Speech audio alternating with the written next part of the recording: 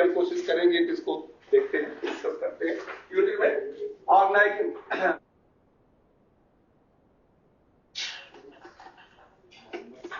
Management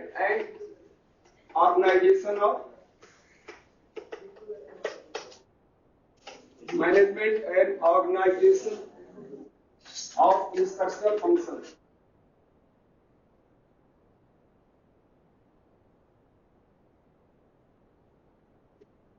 चलो कोई बात नहीं।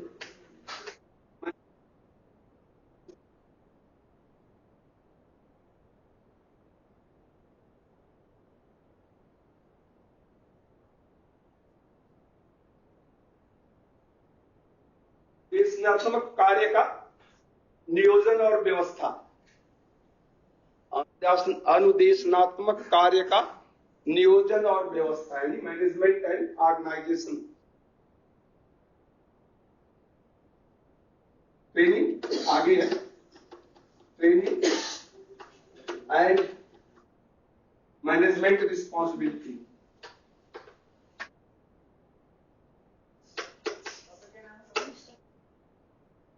Instructional function responsibility.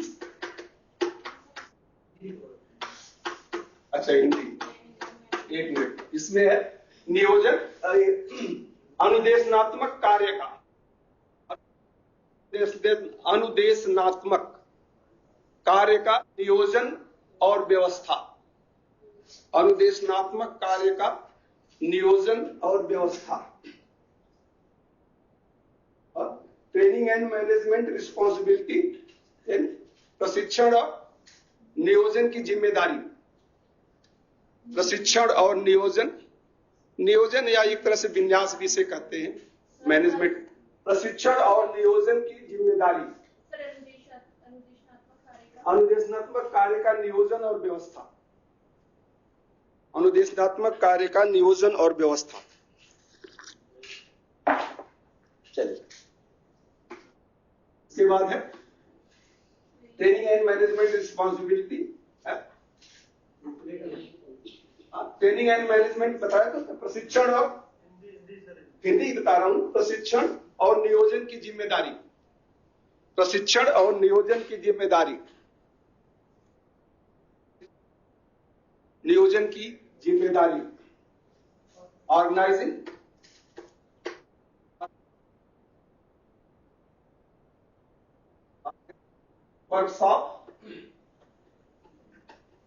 Workshop and lecture. Organising workshop practice.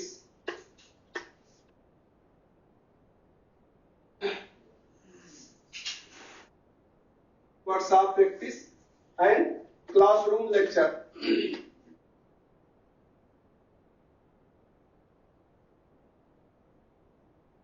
Organizing workshop practice and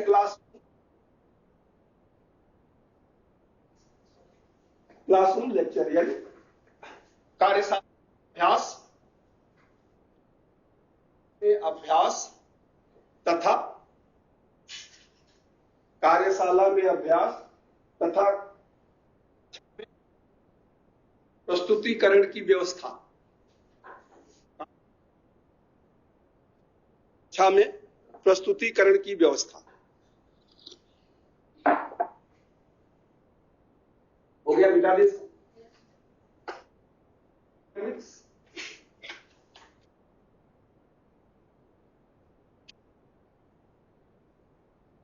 रंगों की गतिशीलता।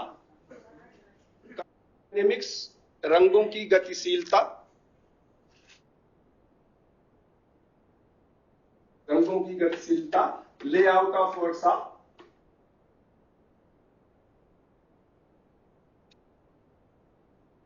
Layout of workshop. विन्यास। कार्यशाला विन्यास या खाका। लेआउट को विन्यास या खाका करते हैं, यानी खाका बनाना, वो ड्राइंग जो हाँ डायग्राम जो इस तरह से बनाते हैं। तो layout of workshop, workshop safety,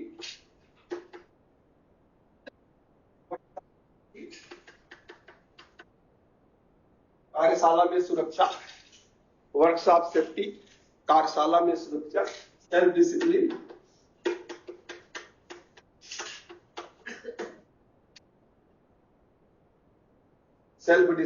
स्व अनुशासन, कार्यशाला सुरक्षा, इसके बाद सेल्फ डिसिप्लिन, स्व अनुशासन, ठीक है। कंसेप्ट ऑफ 5S,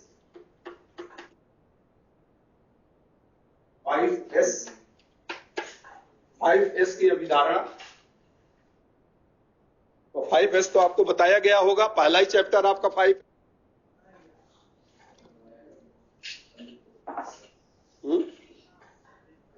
चलो 5S बताया गया, अगर सबको होगा तो फिर 5S से स्किप कर जाएंगे, अगर आपको आता है, नहीं तो आप कहेंगे तो शुरू करेंगे उसको। चलो जब आएगा 5S तो देखेंगे। Concept of 5S, basic quality concept, ये भी आपका उसमें थियरी में है, basic quality concept. Basic quality concept, चलो रिपीटिशन हो जाएगा, एक दिन का समझ लेंगे हम इस पर। बेसिक क्वालिटी कंसेप्ट और कंसेप्ट ऑफ 5S, क्योंकि बहुत इंपॉर्टेंट है दोनों। 5S की अवधारणा और बेसिक क्वालिटी कंसेप्ट यानी गुणवत्ता की मूल अवधारणा, गुणवत्ता की मूल अभिधारणा, गुणवत्ता की मूल अभिधारणा, ठीक है।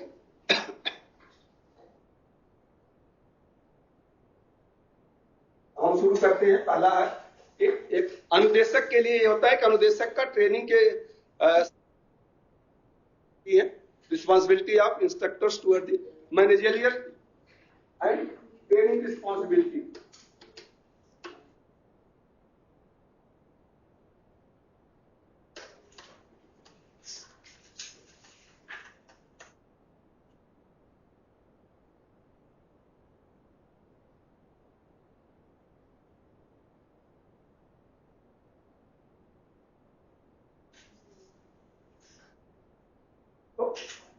प्रशिक्षण और नियोजन की जिम्मेदारी शिक्षक की क्या होती है, तो जस्ट हम शॉर्ट में प्रशिक्षण, मैनेजरियल एंड ट्रेनिंग रिस्पॉन्सिबिलिटी, क्या जिम्मेदारी होती है, क्या करना होता है। इसमें प्लानिंग होता है, प्लानिंग दी training activities,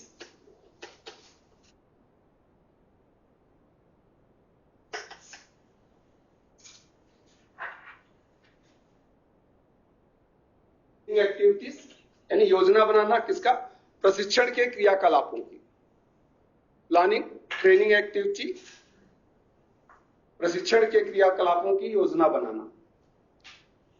planning, training activity, प्रशिक्षण के क्रियाकलापों की योजना बनाना। ऑर्गेनाइजिंग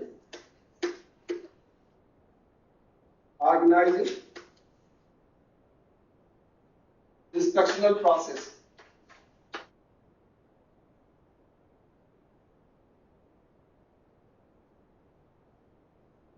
ऑर्गेनाइजिंग यानी व्यवस्था करना, ऑर्गेनाइजिंग व्यवस्था करना।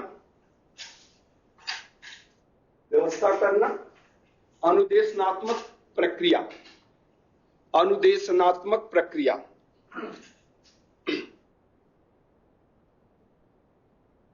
की व्यवस्था करता है। पूरा डिटेल्स में लिखने की जरूरत नहीं, ऐसे ही लिखेंगे तो आप समझ जाएंगे। तो planning, training activities, organising instructional process and presenting क्रिया। अनुदान प्रेजेंटेशन या प्रेजेंटिंग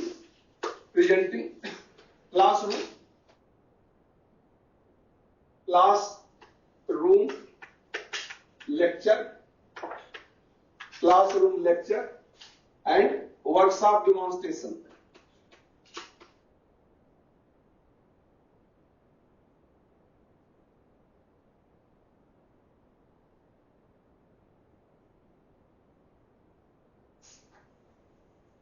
या प्रस्तुतिकरण करना होता है, या प्रेजेंटेशन, प्रस्तुतिकरण क्या करना होता है, या प्रेजेंटिंग कर लें। एक ही क्रम में चल रहा तो इसको भी ING कर लें, प्रेजेंटिंग यानी प्रस्तुति करना, प्रेजेंटिंग।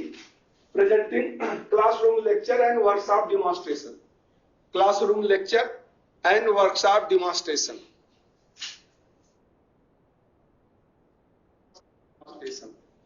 कक्षा में व्याख्या और कार्यशाला में प्रदर्शन,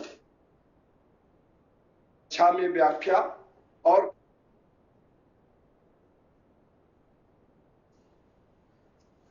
मैनेजिंग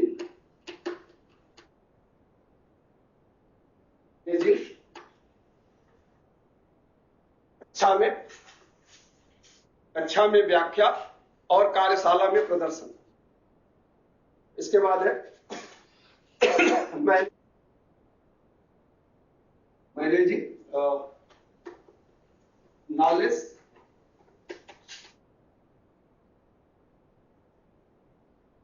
स्किल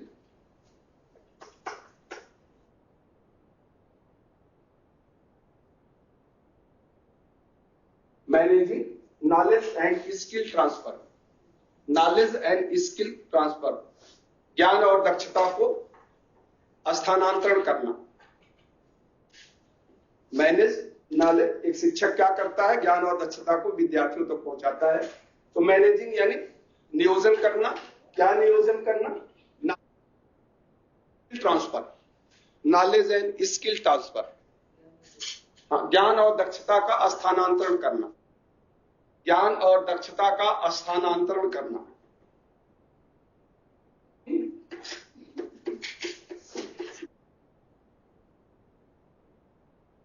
क्वेश्चन, प्रश्न पूछना, आस्किंग क्वेश्चन, प्रश्न पूछना, गिविंग देना,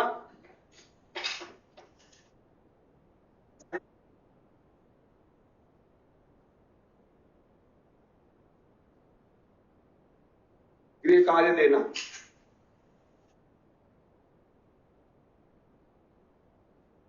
गृह कार्य देना, पूछना और गृह कार्य देना, गृह कार्य देना हो गया। प्रश्न पूछना और गृह कार्य। कोई छूट गया हो इसमें से, या किसी की हिंदी नहीं याद में लिख पाया तो मैं बता देता हूँ। अच्छा, स्टार्टिंग से बता दूं। प्लानिंग यानी योजना,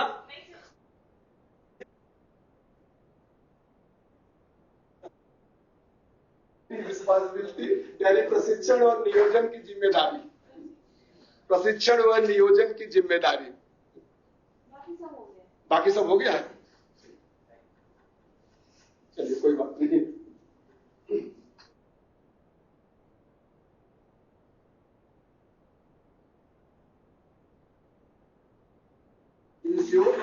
सिस्टमेटिक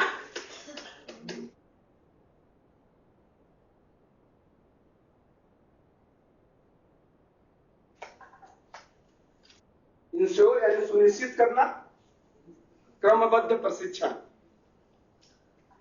पूरा एक लाइन लिखने से कि आप पाठ में लिखेंगे समझ में तो आ ही जाएगा। सिस्टमेटिक ट्रेनिंग एंड इंश्योर, सुनिश्चित करना, क्रमबद्ध प्रशिक्षण। सिस्टमेटिक ट्रेनिंग, क्रम प्रशिक्षण। डिमॉन्स्ट्रेटिंग,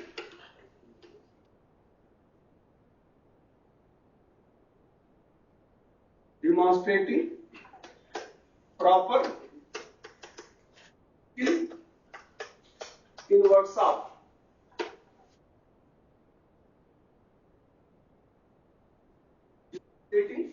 या डेमोन्स्ट्रेटिंग कर दीजिए, सब में चला TRATING कर दीजिए। Demonstrating proper skill in workshop, proper skill in workshop. Demonstrating यानी प्रदर्शित कर,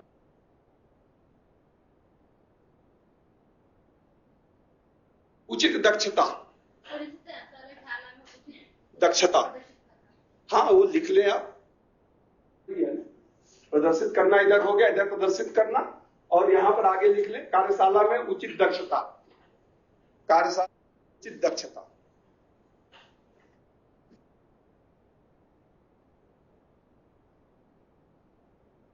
डायरेक्टिंग यानी निर्देशित करना, workshop practice.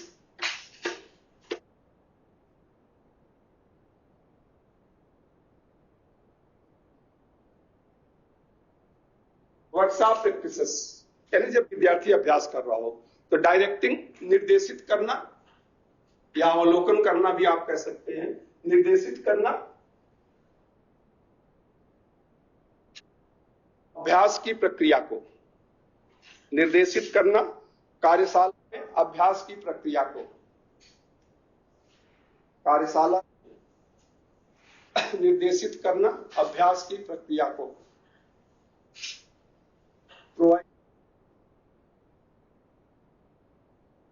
Providing KAS knowledge, skill and aptitude,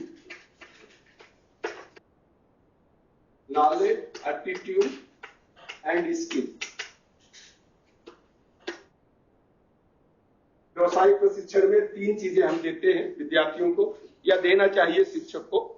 ज्ञान और दक्षता, उसी के अनुरूप व्यवहार में, दृष्टिकोण में भी परिवर्तन होना चाहिए, वो बहुत जरूरी है। तो प्रोवाइडिंग यानी प्रदान कर,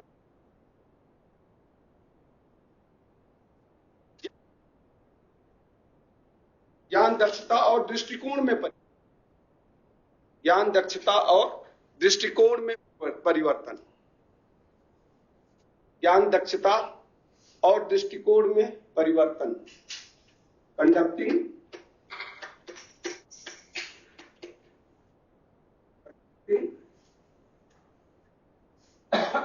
review and test,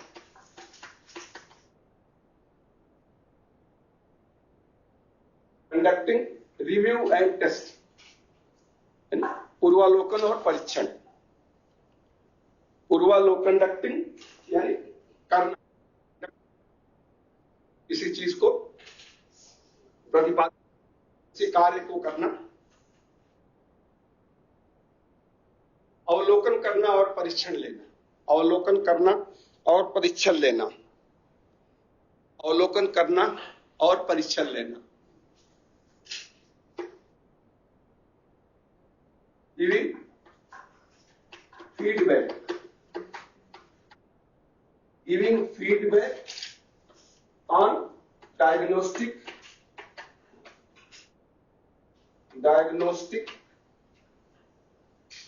and remedial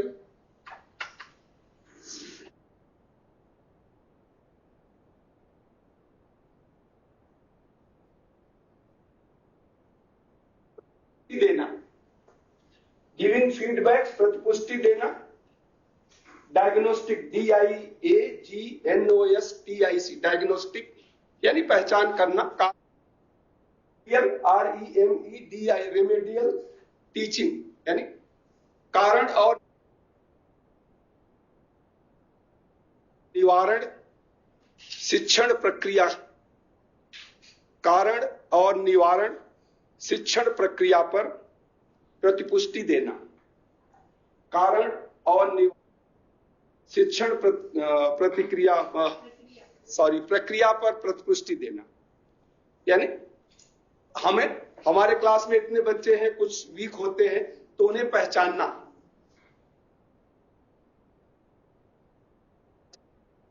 प्रश्न पूछ के, यानी फीडबैक देने का मतलब ये होता है कि आप प्रश्नों के माध्यम से पूछते हैं कि कौन बता सकता है, कौन नहीं बता सकता है, कौन थोड़ा सा सही बताया, गलत बताया, तो उसके सुझाव देते हैं, स्पेशल केयर देते हैं उस बच्चे की तरफ जो वीक होता है। तो इसे हम कहते हैं, इंडिविजुअल डिफरेंसेस में भी बताया था ये। डायग्नोस्टिक है रेमेडियल मेथड ऑफ टीचिंग। तो डायग्नोस्टिक है यानी कारण और निवारण, पहले कारण का पता कर टीचिंग में, कि आप सजेशन देते हैं, सुझाव देते हैं, फिर से बता देते हैं, सलाह देते हैं, करेक्ट कर देते हैं, तो ये कारण और निवारण बनता है। ये पहला जिम्मेदारी है। दूसरा है responsibility related to demonstration.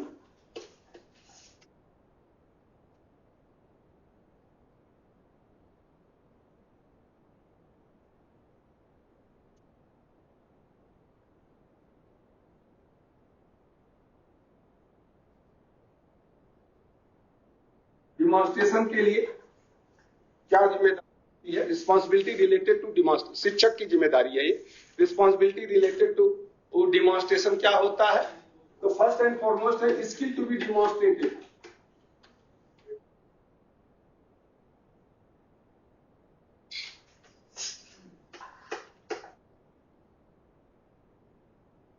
Skill to be demonstrated, तो दक्षता जिसका प्रदर्शन करना है, दक्षता जिसका प्रदर्शन करना है उसे सुनिश्चित करना।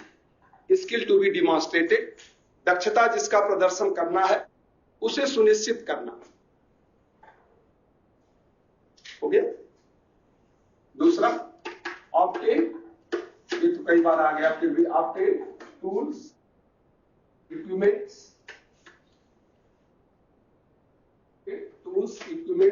and raw material।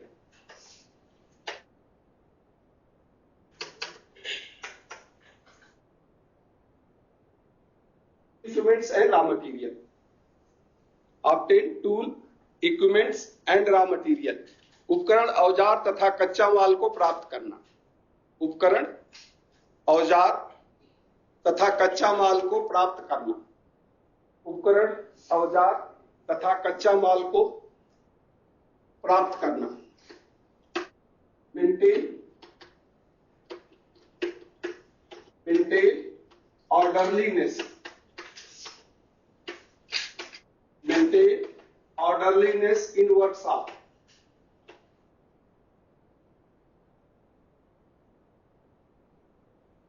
Maintain orderliness in workshop।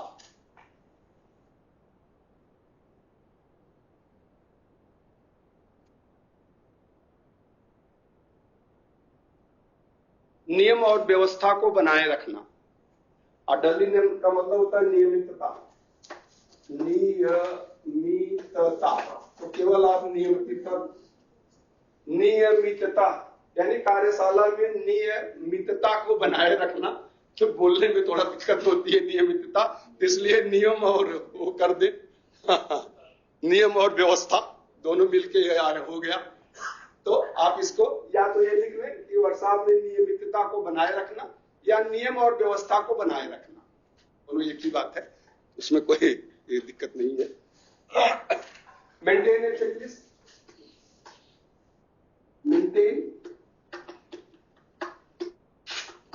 maintain a list, लिख लें, maintain a list of tools used by trainees।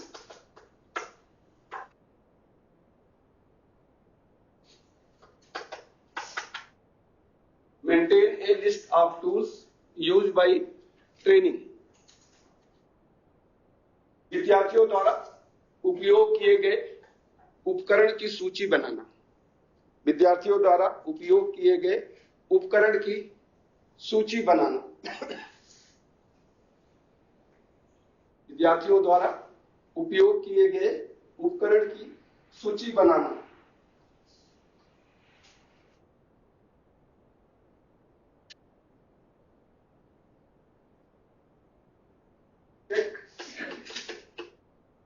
check the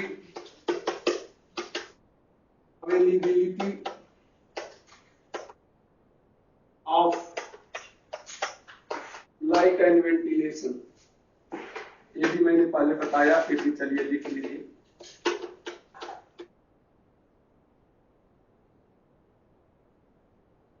The availability of light and ventilation है प्रकाश और हवा की व्यवस्था की जांच करना या व्यवस्था को सुनिश्चित करना।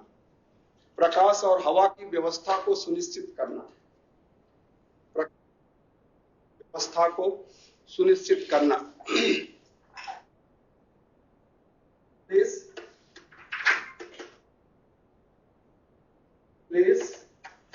फॉर और स्टैंडिंग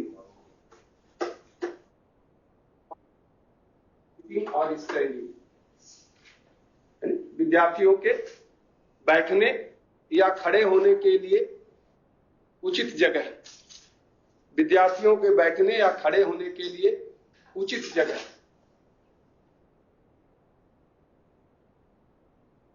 विद्यार्थियों के खड़े या बैठने के लिए उचित जगह,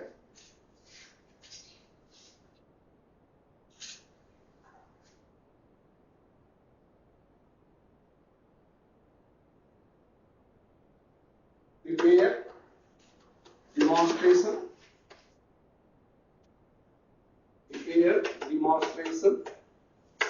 and operation sheet.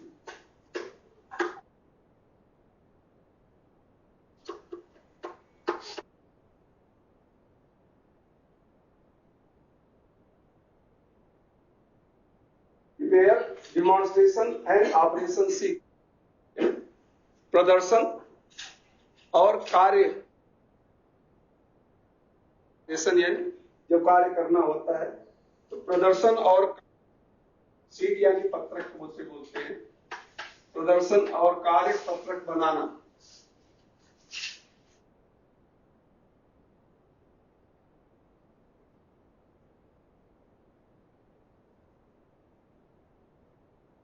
हो गया? Try to follow the proper sequence.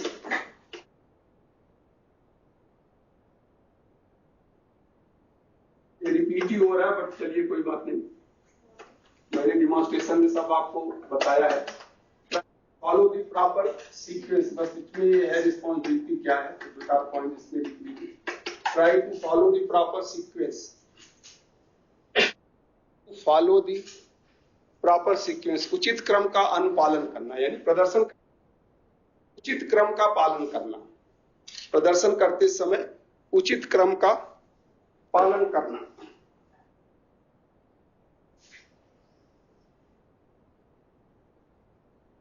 उचित क्रम का पालन, response of trainees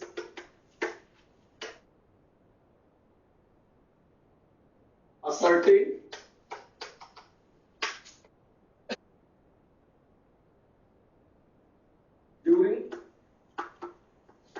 response of training ascertained during demonstration.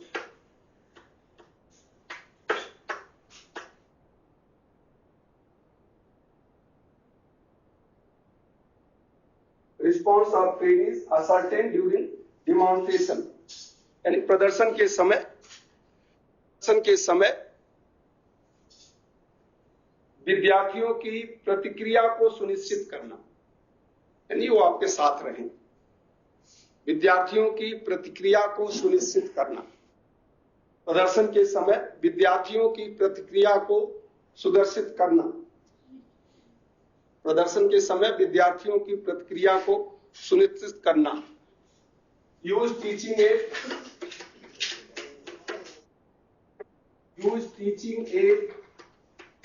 as per requirement.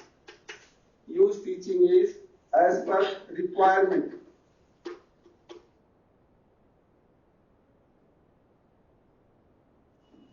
Use teaching aid as per requirement.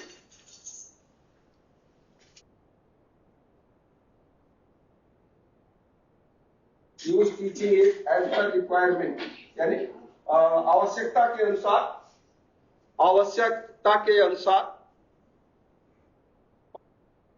का उपयोग करना, आवश्यकता के अनुसार पठक सामग्री का उपयोग करना,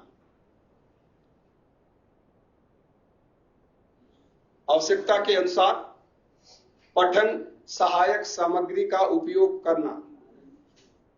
आगे आप लिख लें, trainees must use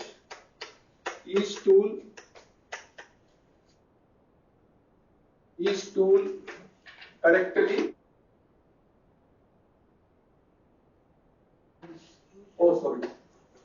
trainees must use हो गया यहाँ, trainees must use each tool correctly and properly.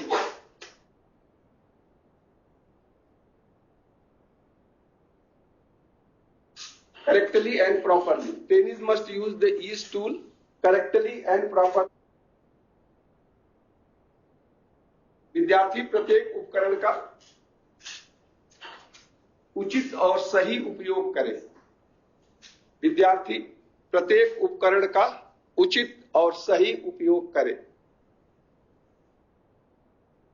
विद्यार्थी प्रत्येक उपकरण का उचित और सही उपयोग करें। Correct the trainees, correct the trainees, the trainees as and required, as and when required. Correct the training as and when required. Correct the trainees as and when required. आवश्यकता के अनुसार विद्यार्थियों के कार्य में सुधार करना। आवश्यकता के अनुसार विद्यार्थियों के कार्य में सुधार करना।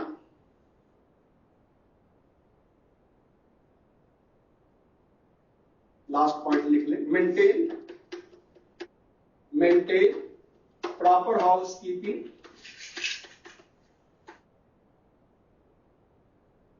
Maintain proper house keeping in workshop, maintain proper house keeping in workshop, maintain proper house keeping in workshop. उचित सुव्यवस्था, हाउसकीपिंग का मतलब सुव्यवस्था, आगे आएगा हाउसकीपिंग। कार्यशाला में उचित सुव्यवस्था बनाए रखें। कार्यशाला में उचित सुव्यवस्था बनाए रखें। हो गया? प्रैक्टिकल का है, ये तो बताने की जरूरत नहीं है। मैं ऑलरेडी आपको जब डिमॉन्स्ट्रेशन बताया था उसमें 20, 25, 30 पॉइंट लिखाया है, तो ऑल तरह से उसका रिपीटिशन ही हो गया। सब पॉइंट वहां पर है, सब पॉइंट है, बट उसमें से मैंने 5, 7, 10 पॉइंट यहां दिखा दिया। अब ये है क्लास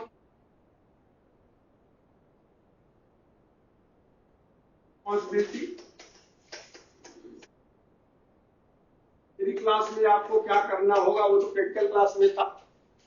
तो थियरी क्लास में भी हमने बहुत कुछ बताया है पहले का, उसका एक निचोड़ अभी कर देंगे। तो उसमें तो first and foremost thing, create conducive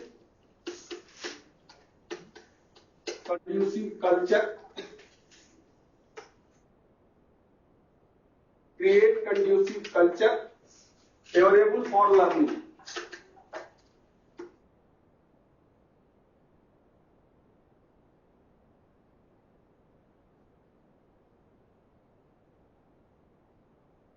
Create conducive culture favorable for learning. ये पहली आवश्यकता शिक्षक की होती है और उसके बाद ही तब आपका क्लास सही हो सकता है। क्रिएट कंड्यूसिव मतलब अनुकूल, कल्चर यानी कार्य संस्कृति, तो अनुकूल कार्य संस्कृति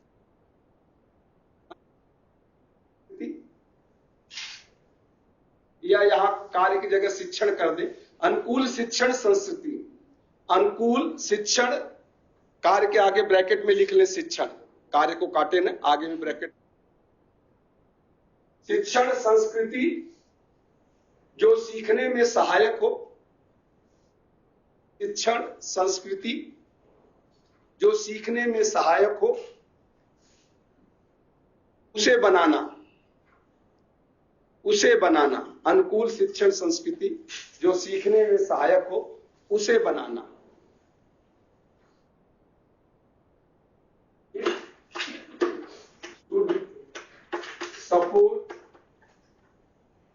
It should support positive training.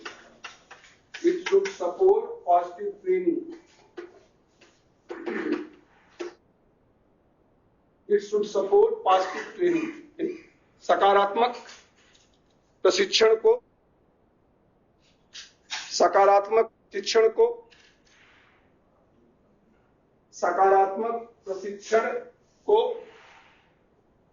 यह सहयोग प्रदान करें। सकारात्मक प्रशिक्षण को यह सहयोग प्रदान करें। पॉइंट आप लिख लें, character confidence better confidence among trainees.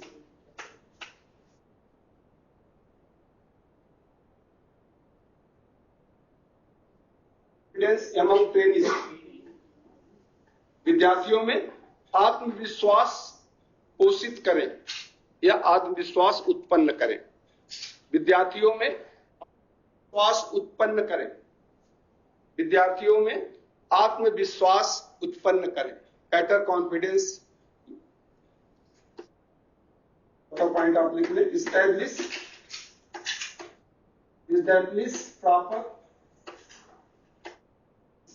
Proper rapport, PPORT, rapport with trainees. Establish proper rapport with trainees, ये भी हमने ही यूनिट में बताया था आपको। Establish proper rapport with the trainees, यानी विद्यार्थियों के साथ शिक्षण संबंध बनाना। विद्यार्थियों के साथ शिक्षण संबंध बनाना।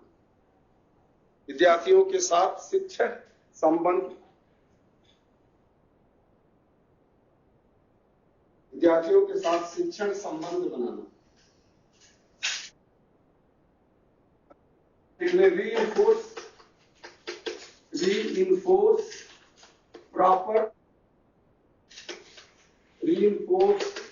proper learning environment,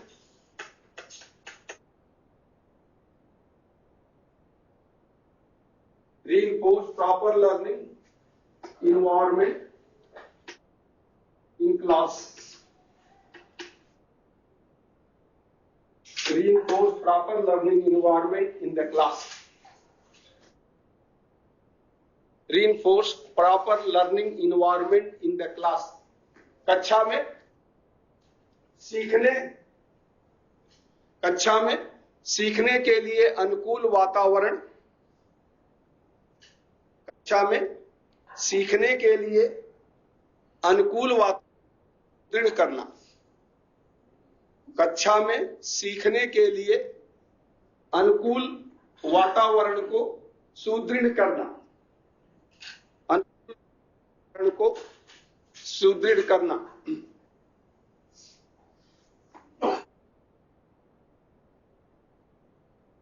आगे आप लिख लें, create internal interest, create internal interest among learner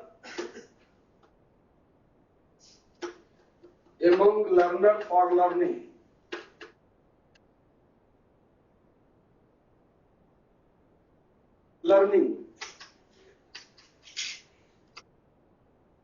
Create internal interest among learner for learning. सीखने के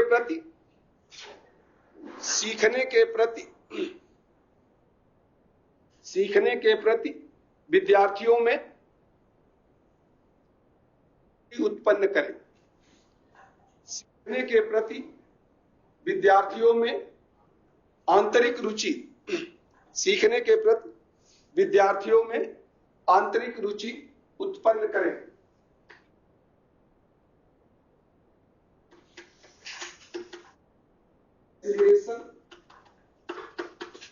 Provide acceleration to dynamic learning.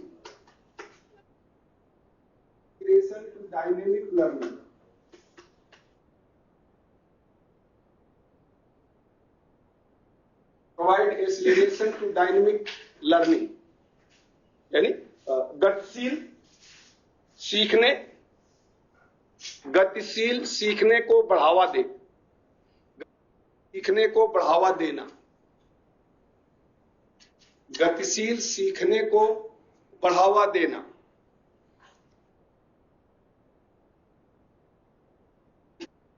Motivational support, motivational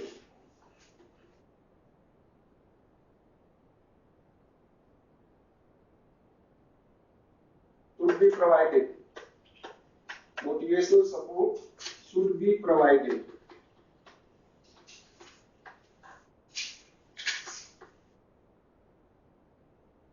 Motivational support should be provided. प्रेरणात्मक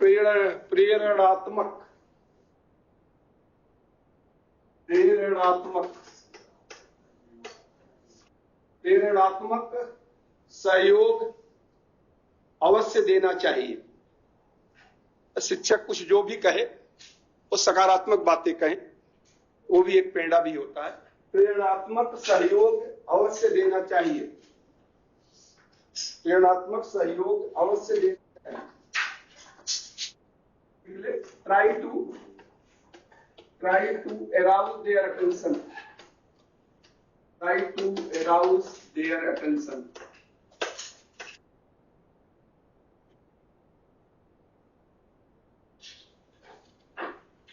attention यानी ध्यानाकर्षण। उनके ध्यान और रुचि, अटेंशन में दोनों आ जाता है।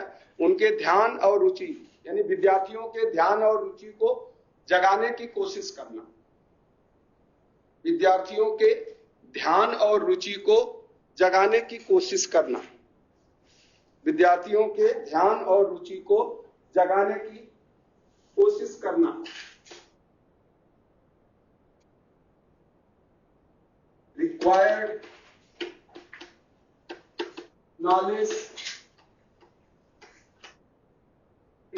knowledge at appropriate time.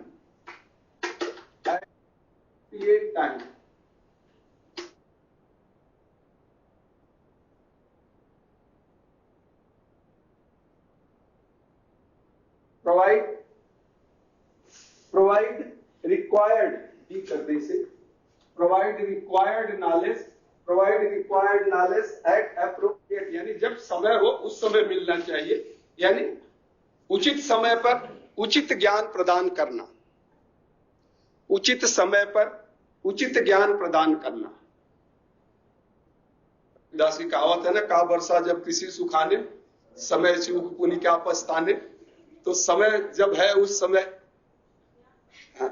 उचित ज्ञान को उचित समय पर प्रदान करना। जब आवश्यकता है तब, यानी एग्जाम से पहले पढ़ना है, एग्जाम के बाद कौन तैयारी करता है? तो एग्जाम से पहले तो सब तैयारी होती है। तो उचित ज्ञान को उचित समय पर देना। Develop guardian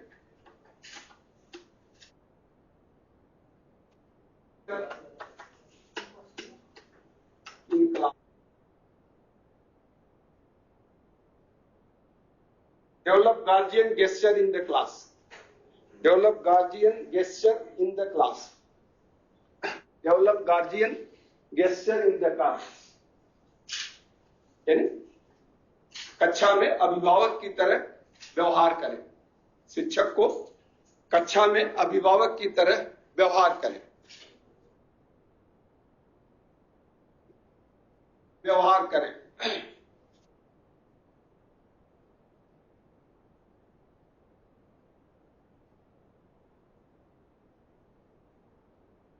Suggestions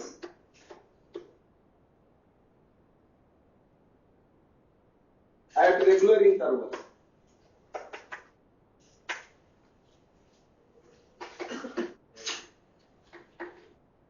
Suggestions at regular interval यानी नियमित अंतराल पर सुझाव अवश्य दें। Provide suggestion at regular. समय पर यह भी है कि क्लास में 2-4-5 मिनट भी कि भविष्य में क्या करना है, कैसे करना है, कैसे मोटिवेट करना है। नियमित अंतराल पर सुझाव अवश्य दें। नियमित अंतराल पर सुझाव अवश्य दें। नियमित अंतराल पर सुझाव अवश्य दें। चलिए 1-2 पॉइंट और होगा था। क्लासरूम इन डिसिप्लिन, ये भी होता ही है। क्लासरूम इन डिसिप्लिन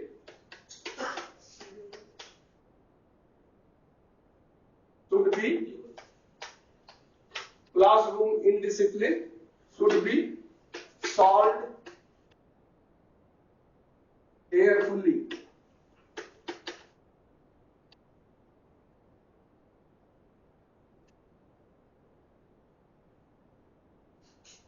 कक्षा में अनुशासनहीनता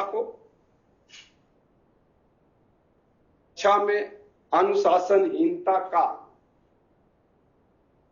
सावधानी से समाधान करना चाहिए। कक्षा में अनुशासनहीनता का सावधानी से समाधान करना चाहिए। कक्षा में अनुशासनहीनता का सावधानी से समाधान करना चाहिए। गुस्सा न हो, शांत रह के सोचे कि क्यों गुस्सा हो रहा है। कक्षा में अनुशासनहीनता का सावधानी से समाधान करना चाहिए। इसी के परिप्रेक्ष्य में दूसरा है the general of conflict, the nature of, chapter में बताया था nature of general conflict, general conflicts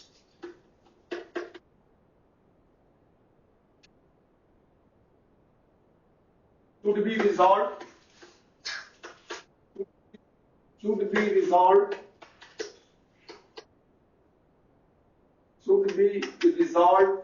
ED यहां है, should be resolved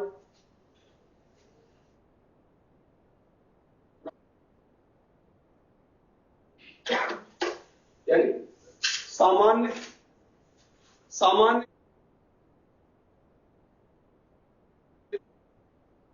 जो दो विद्यार्थियों में झगड़ा हो जाए या कोई हॉट टॉक हो जाए तो उसे सामान्य कलह कहते हैं। तो सामान्य कलह को उचित प्रकार से सुलझाना चाहिए। सामान्य कलह को उचित प्रकार से सुलझाना चाहिए। उचित प्रकार से सुलझाना, सामान्य कलह को उचित प्रकार से सुलझाना चाहिए। The conducive atmosphere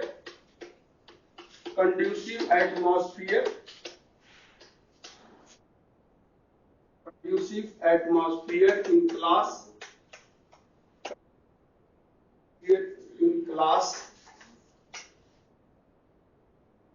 conducive atmosphere in class help to maintain learning energy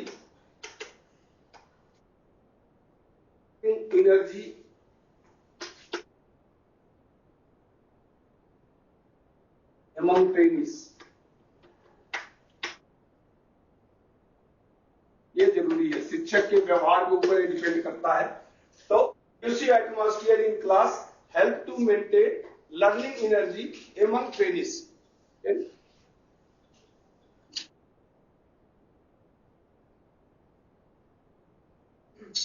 कक्षा का स्वस्थ वातावरण यानी अनुकूल भी लिख सकते हैं, अनुकूल वातावरण। कक्षा का स्वस्थ वातावरण विद्यार्थियों में सीखने की ऊर्जा का संचार करता है। कक्षा का स्वस्थ वातावरण विद्यार्थियों में सीखने की ऊर्जा का संचार करता है। विद्यार्थियों में सीखने की ऊर्जा का संचार करता है। ठीक है, चलिए 5 मिनट और है, 5 मिनट में और आपको वोट करूंगा। पेशेंस रखिए उठने के लिए। 5 मिनट थोड़ा सा कोई बात नहीं, 5 मिनट में बस 2-3 पॉइंट और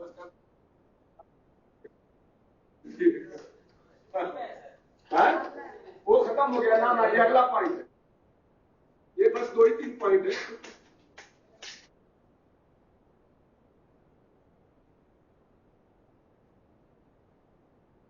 जो सामान खरीदा जाता है, घर का सामान नहीं, वर्कशॉप के सामान की जो जिम्मेदारी होती है वो क्या होती है शिक्षक?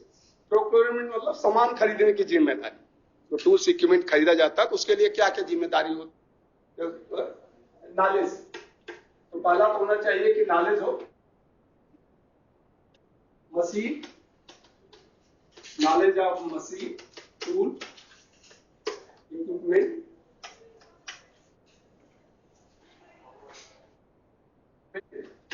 And raw material.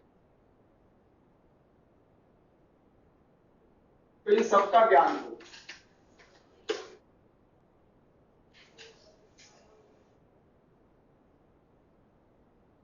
यानी उपकरण, औजार उपकरण, औजार, मशीन और कच्चा माल का ज्ञान कि कौन कौन अपने ट्रेड में क्या क्या लगता है। तो उपकरण, कच्चा माल तथा मशीन का ज्ञान, उपकरण, औजार, कच्चा माल, मशीन का ज्ञान। दूसरा source of supply, source of manufacturing, कौन बनाता है उसे, सोर्स ऑफ मैन्युफैक्चरिंग।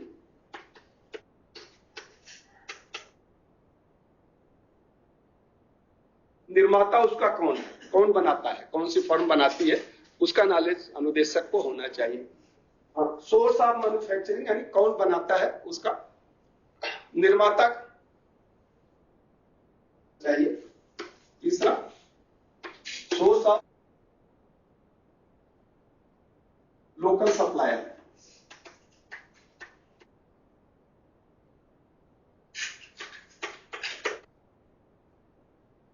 यानी स्थानीय विक्रेता, स्थानीय विक्रेता जो इन्हें प्रदान करता है, विक्रेता जो इन्हें प्रदान करता है उसका ज्ञान, स्थानीय विक्रेता जो इन्हें प्रदान करता है उसका ज्ञान।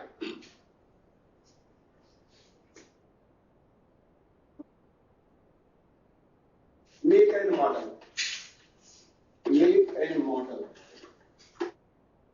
Of and tool.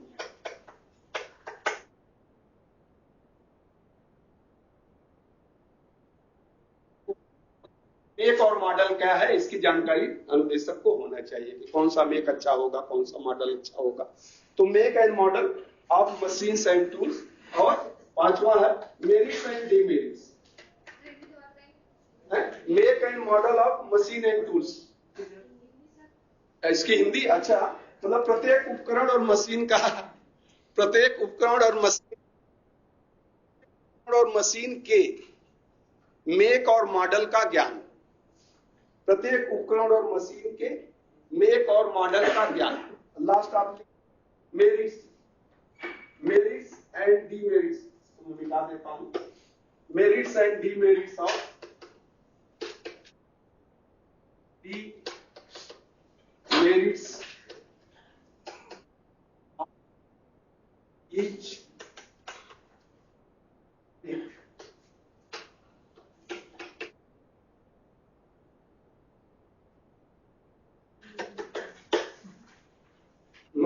Merits and demerits of each model and makes, यानी प्रत्येक मॉडल और मेक का,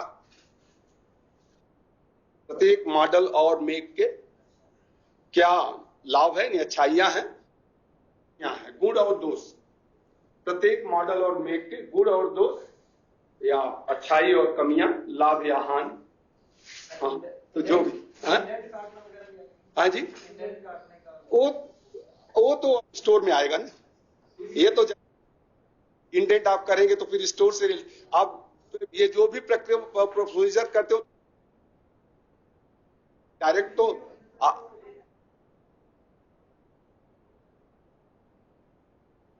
स्पेसिफिकेशन बनाएंगे वो तो आप ही बनाएंगे, क्वालिटी क्या होना चाहिए वो सब आप बना प्रिंसिपल या डायरेक्टर से अप्रूवल लेके आगे कर। प्रोसेस जरूरत है, उसकी जरूरत है तो बता दूंगा, नहीं तो मैं तो इंडेंटिंग का तो अलग अलग है। जैसे सेंट्रल गवर्नमेंट का प्रोक्योरमेंट प्रोसीजर जो हम यहाँ फॉलो करते हैं, आप कहो कदम वो बता देंगे आपको। हाँ बेसिक बता देंगे। स्टेट गवर्नमेंट तो सेंट्रलाइज करते हैं, एक जगह से खरीद के हर जगह भेज देते हैं। सेंट्रल गवर्नमेंट में हर डिपार्टमेंट, जैसे ये इंस्टीट्यूट अपना खुद करता है, बजट आ जाता है और वो करते हैं। लेकिन जैसे यहाँ स्टेट डायरेक्टरेट है तो वो क्या करते हैं कि वो वहीं से सेंट्रलाइज डिमांड में हर आईटीआई से डिमांड ले लेते हैं और डिमांड लेके एक सेंट्रल प्रिक्योरमेंट कमेटी बनाते हैं।